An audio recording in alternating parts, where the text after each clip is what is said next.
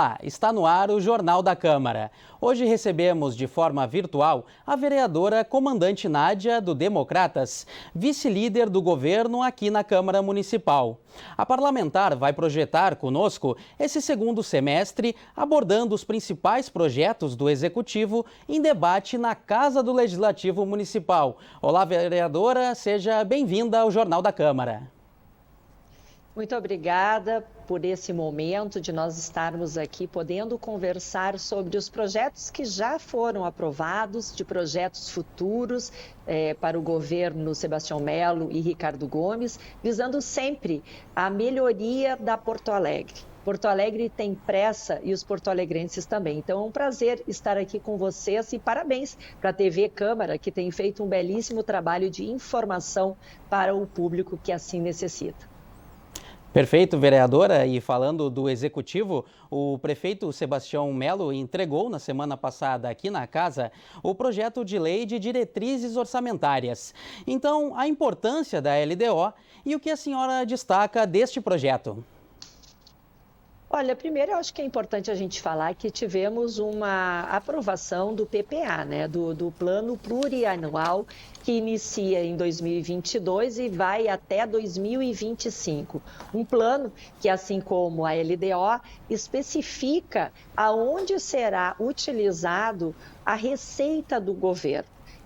O orçamento é único, a gente sabe, e esse orçamento, por conta da pandemia, está muito limitado, porque o setor de empreendimentos, o setor onde as pessoas efetivamente trabalham, aonde existe a questão dos tributos serem pagos para a prefeitura, deu uma parada muito grande. Micro e pequenos empresários acabaram falindo, muitas empresas fecharam e não voltarão.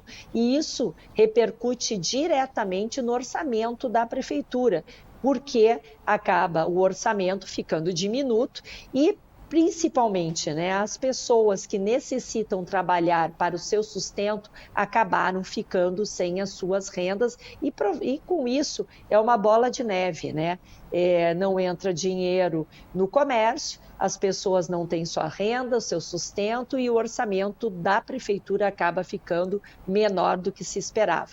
Para tanto, o PPA foi aprovado aqui na Câmara por unanimidade, com algumas emendas, tanto da oposição quanto do governo, e a LDO, a Lei de Diretrizes Orçamentárias, chegando semana passada, para que pudesse também se debruçar em cima dessa parte do orçamento que vai ser utilizada em alguns pontos específicos e que eu posso adiantar aqui para a questão da educação, para a questão da saúde, da segurança pública e também da mobilidade humana na questão também de PP, as parcerias públicos-privadas da iluminação, da poda de árvores, dos serviços urbanos como um todo. E também ela vai ser discutida, eu digo sempre, um dos papéis fundamentais dos vereadores é a fiscalização do orçamento, aonde ele vai ser utilizado por parte do governo,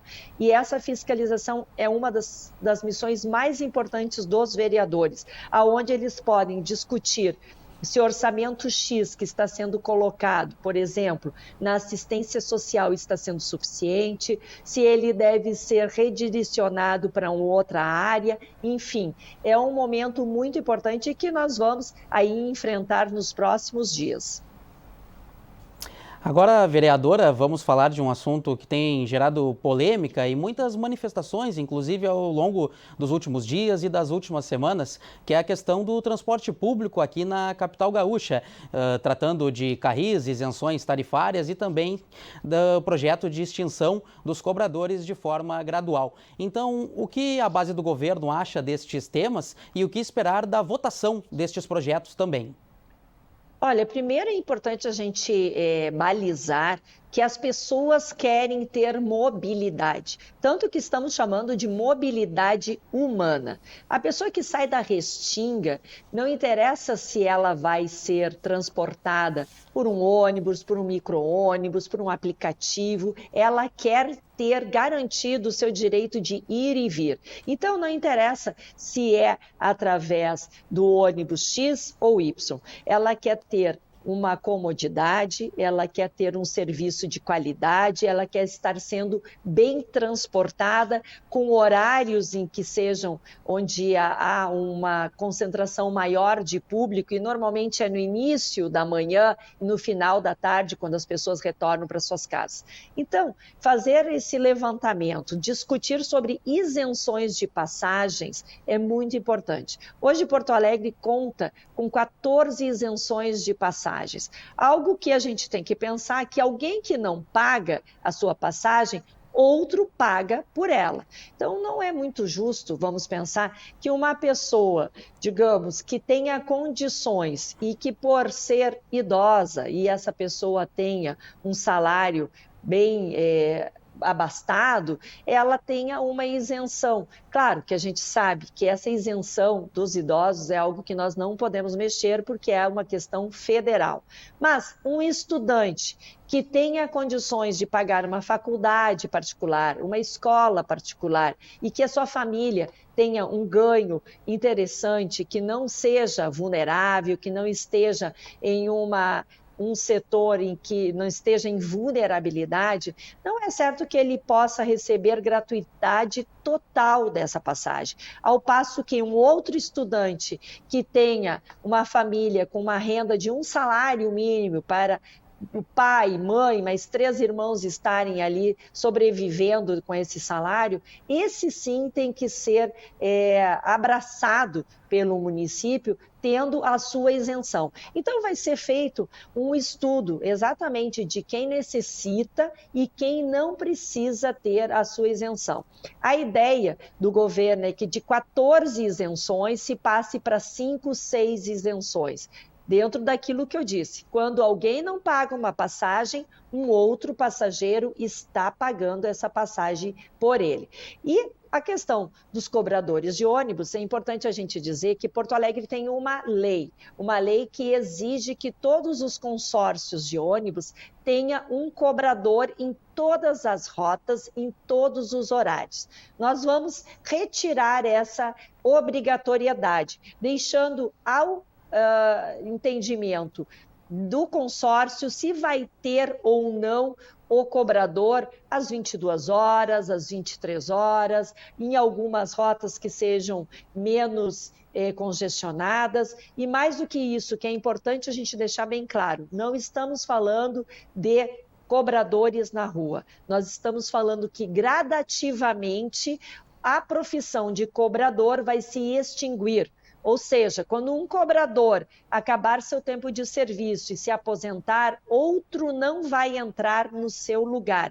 Assim como aconteceu com as telefonistas. Quem tem mais idade aqui vai lembrar. Antigamente se tinha telefonista, né, que ligava ali as linhas quando a gente queria falar com uma outra pessoa e que gradativamente foi substituída, não existe mais. Assim como a profissão de acendedor e apagador de lamparinas na Rua dos Andradas e em tantas outras cidades que existiam. São profissões que vão ser substituídas por outro tipo de tecnologia. Então, os cobradores não serão demitidos, eles não irão perder seus empregos. A partir do momento que eles terminarem seu tempo de serviço, se aposentarem, outros não entrarão na sua função. E ainda temos a possibilidade de que esses cobradores sejam utilizados pelos consórcios em outras atividades dentro da sua empresa, que existe mecânico, existe parte administrativa, existe o motorista que não vai ser jamais, me parece, né, pelo menos nesse momento, substituído, então ele vai ser realocado para outra função. E falar da privatização da Carris, eu pergunto, né, para quem está nos escutando, alguém fica com um negócio que está com déficit? alguém fica com um negócio que está dando prejuízo, hoje a Carris, com todo carinho que nós porto-alegrenses temos a ela tira, né? Todo mês o governo municipal tem que repassar uma quantia muito grande, a partir de 16 milhões para a Carris, para que ela possa sobreviver. De todos os consórcios de Porto Alegre de ônibus, a Carris é que acaba balizando a tarifa de ônibus. E hoje a Carris tem um gasto de 22% a mais do que todos os outros consórcios de ônibus aqui em Porto Alegre. Então, é um debate importante que nós temos que fazer. Cabe, né, no meu entendimento, ao governo municipal cuidar muito bem da saúde, da educação, da segurança, mas a questão de transporte, isso a gente pode deixar para o terceiro setor, que vai ter uma qualidade muito maior, com um custo que fique e caiba dentro do bolso do cidadão que precisa ser transportado. Perfeito, vereadora. Muito importante a sua colocação acerca do transporte público, demonstrando a posição da base do governo aqui na Casa do Legislativo. Agora, de uma maneira breve, vereadora, sobre o projeto que congela os aumentos do IPTU e também gera descontos no ITBI, quais os impactos esses projetos podem ter para a população aqui em Porto Alegre? Olha, bem que tu falaste, muito boa a tua pergunta. Esse projeto que cancela os aumentos das novas tarifas do IPTU é muito importante. Nós vivemos, infelizmente, uma pandemia que muitas pessoas perderam seus empregos ou tiveram seus salários reduzidos. A realidade é outra. Nós não podemos fazer com que as pessoas que estão correndo atrás da máquina, correndo atrás do trabalho, trabalhando de sol a sol para sustentar as suas famílias, levar a comida para dentro de casa, vestir os seus filhos, se vestir, pagar seu aluguel, a sua conta de água e de luz, que ainda seja onerada com esse aumento do IPTU que atingiu a todos. Aqui nós não estamos falando apenas da classe mais alta, mas estamos falando da classe média, estamos falando da classe baixa. Todos nós estamos no mesmo barco, aonde a pandemia nos deixou, infelizmente, com a questão salarial muito abalada. E esse cancelamento do IPTU é uma causa pétrea, não só minha, da comandante Nádia, para que não aconteçam mais esses aumentos, mas foi uma promessa de campanha do Melo e do Ricardo Gomes, ainda quando eram candidatos a prefeito. Então, isso, com certeza, está sendo aprovado por todos os vereadores. Acredito que não tenha nenhum vereador que vai dizer não para o cancelamento de aumento, assim como para o ITBI. Sabemos que o valor de transmissão do seu imóvel, quando a gente faz uma compra, né, a gente vende, é muito alto. E a gente sabe que tem ali as compras e vendas de gaveta. Então, está sendo possibilitado para que o cidadão possa tirar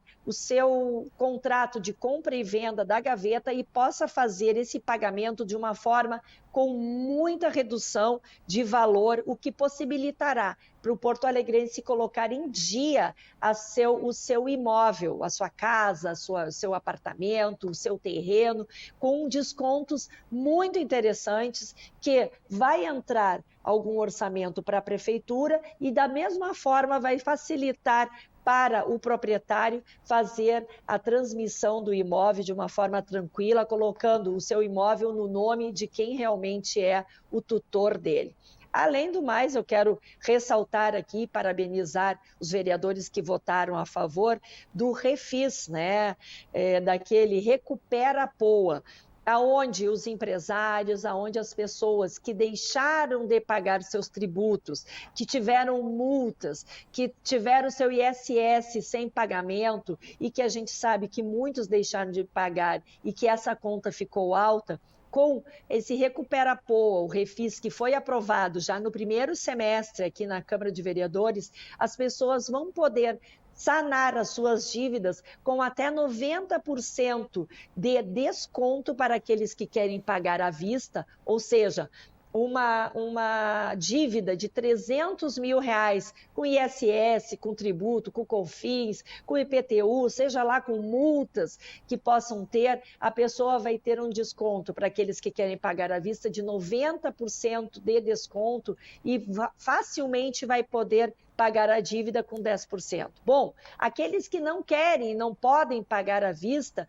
vão ter descontos gradativos para pagamento das suas dívidas junto ao município de até 70% e chegando a 50% de desconto, conforme o número de parcelas que queiram ser pagos às suas dívidas. Então, duas grandes vitórias, no meu entendimento, além do microcrédito, que também foi aprovado agora no início desse semestre, aonde o governo municipal vai alcançar para aquelas pessoas que quiserem iniciar o seu empreendimento até R$15 mil de financiamento, por isso é um microcrédito, aonde a prefeitura vai pagar os juros. E essa pessoa vai ter vezes um parcelamento daquele dinheiro que ela vai receber para abrir o seu salão de beleza, abrir a sua padaria, para colocar o seu negócio, seja de uma pet,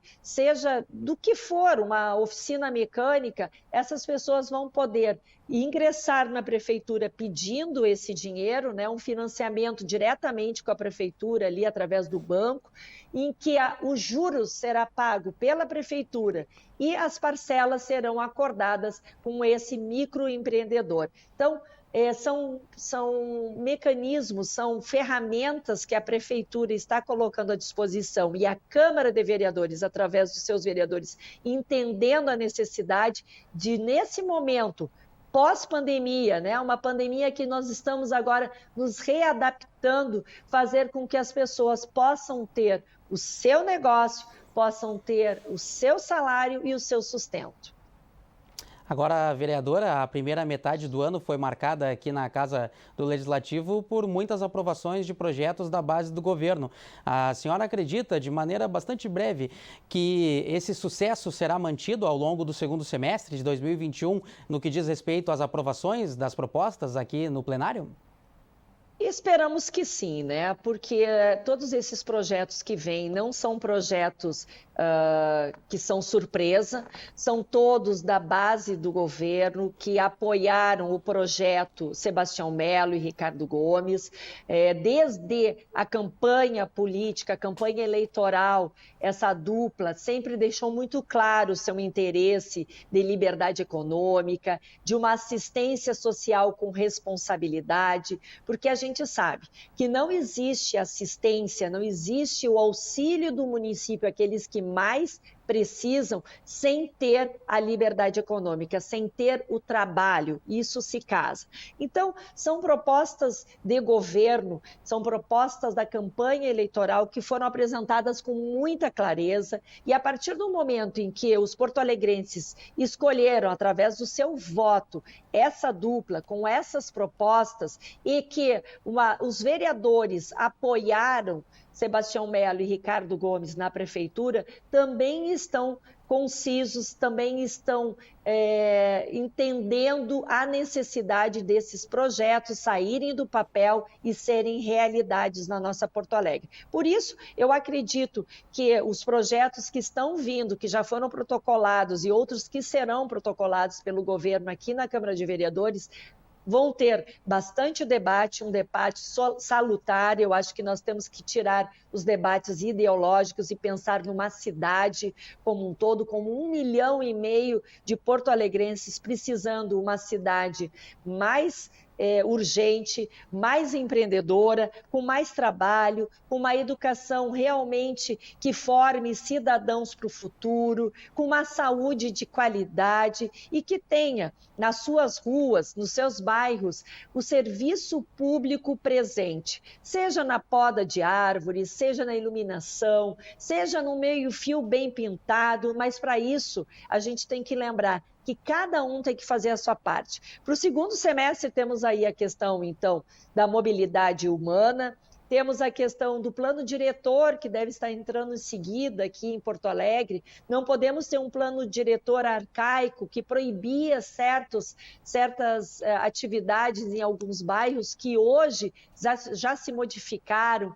Temos a questão do 4º distrito, que tem todo um potencial empreendedor que ali vai trazer trabalho para as pessoas da região da Zona Norte.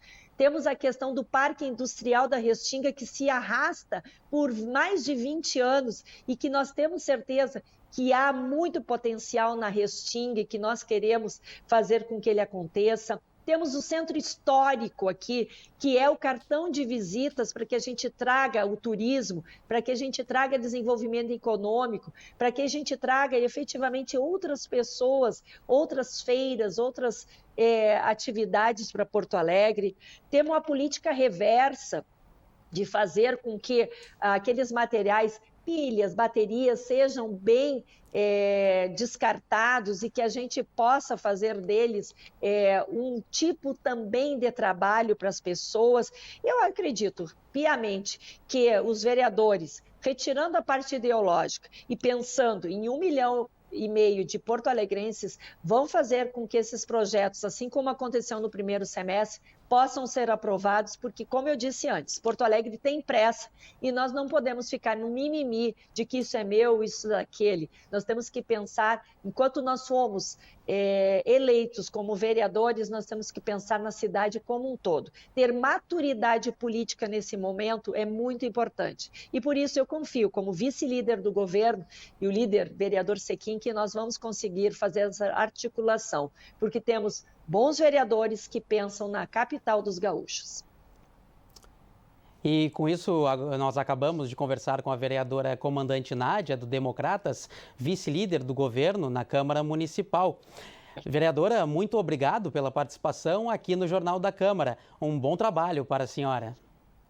Muito obrigada, agradeço novamente a oportunidade da gente estar conversando do que está acontecendo dentro da Câmara de Vereadores, explicando realmente, sem factoides, sem fake news, o que nós queremos com cada um dos projetos e as discussões também, a partir das audiências públicas que estão sendo realizadas, são muito importantes para que as pessoas possam ter o pertencimento de Porto Alegre, que o ano que vem completa 250 anos e nós não podemos deixar a Porto Alegre para trás. Temos que olhar para o futuro e pensar coisas grandes, porque Porto Alegre é referência para outros municípios e é assim que a gente quer, com liberdade, com educação de qualidade, saúde para todos e muito empreendedorismo. Sem falar, óbvio, que segurança, que é a base de todo o início de qualquer ação. Muito obrigada e contem sempre comigo. Fico à disposição.